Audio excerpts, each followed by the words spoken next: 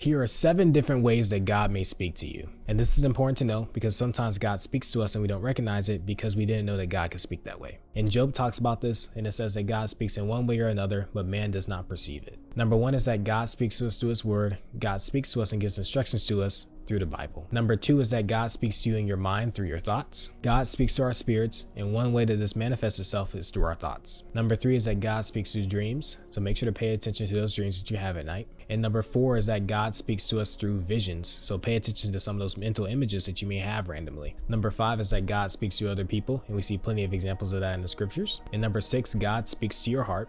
Sometimes God articulates himself to you by laying something heavy on your heart. And number 7 is that God speaks through circumstances. Sometimes the things around us give us a clear picture of what God is speaking to us in that moment.